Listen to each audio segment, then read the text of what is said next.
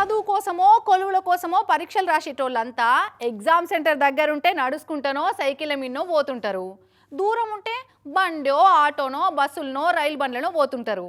అయితే రాజస్థాన్ రాష్ట్రం నుండే ఈ నలుగురు ఏకంగా హెలికాప్టర్ కిరాయికి మాట్లాడుకొని పరీక్ష రాసొచ్చిరట.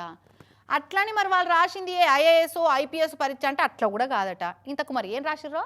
ఒక్కసారి కమిట్ అయితే నా మాట నేనే వినను అనేది సినిమాల డైలాగ్ ఉన్నట్టు ఏదన్నా చెయ్యాలని డిసైడ్ అయితే ఆ పని పూర్తయ్యేదాకా అస్సలు ఇదివరకు కొంతమంది సరిగ్గా అసంటోలే ఉన్నట్టు ఈ రాజస్థాన్లో ఉండే నలుగురు స్టూడెంట్లు హెలికాప్టర్లో కూర్చొని వీడియోలు ఫోటోలు తీసుకుంటున్నారు చూడు. ఉమారాం చౌదరి, మగారాం చౌదరి, ప్రకాష్ చౌదరి, లక్కీ చౌదరిలట వీళ్ళ పేర్లు. అయితే వీళ్ళంతా గ్రేడ్ 3 టీచర్లట. రాజస్థాన్లో టీచర్ కొలువులు చేసుకుంటేనే ఉత్తరాఖండ్ రాష్ట్రంలో ఓపెన్ యూనివర్సిటీకి వెళ్ళి బీఈడీ చేస్తున్నారట. ఇక నిన్నటి సంది బీఈడీ ఆఖరి సెమిస్టర్ పరీక్షలు ఉండేనట. అంటే రాజస్థాన్లో వీళ్ళ ఊరికి ఉత్తరాఖండ్ మునస్సారిలా ఉన్న ఎగ్జామ్ సెంటర్ కు పోవాలంటే 300 కిలోమీటర్ల దూరం ప్రయాణం కట్టాలి. అట్లయినా సరే అనుకొని పోయేటట్లు లేదు పరిస్థితి. ఉత్తరాఖండ్ లో వానలు వరదలు బీభత్సాలు ఎట్టునే చూస్తున్నాం కదా. గుట్టలు కొండ చర్యలు అన్ని ఇరిగి రోడ్లన్నీ మూసుకపోవట్టినాయి ఎక్కడికక్కడ. ఇక చిన్నగా మెల్లగా పోదామన్నా పోయే పరిస్థితి లేదు.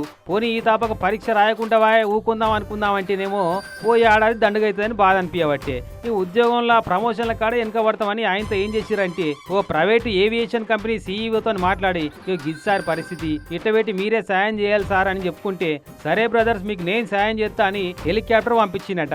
అది కూడా చాలా అగ్వ ఖర్చులనే లక్కీల వాటర్ వీళ్ళంతా తలా 10,400 రూపాయల చొప్పున తీసుకున్నారట. అంటే రానువోను హెలికాప్టర్ల పెట్రోల్ ఖర్చుల మందమన్నట్టు. ఈగేందిగా రోడ్డు మీద పోతే 10 గంటలు పట్టేది 40 నిమిషాలలో పోయి పరీక్ష రాసి మళ్ళీ పోయిన కిలోమీటర్లని అట్లే ఎక్కి వాపసు వచ్చిరట. కమిట్మెంట్ అంటే గిట్టు ఉండాలి. మనసుంటే మార్గం ఉంటుంది అనేది గిట్టనే కావచ్చు. కానీ కొంతమంది ఉంటారు చూడు పరీక్షలు రాయమంటే సాకులు దేవులాడుతుంటారు తప్పించుకుంటందుకు. అసలు వాళ్ళను ఉంటే వీళ్ళని చూసి నేర్చుకుంటే మంచిగా.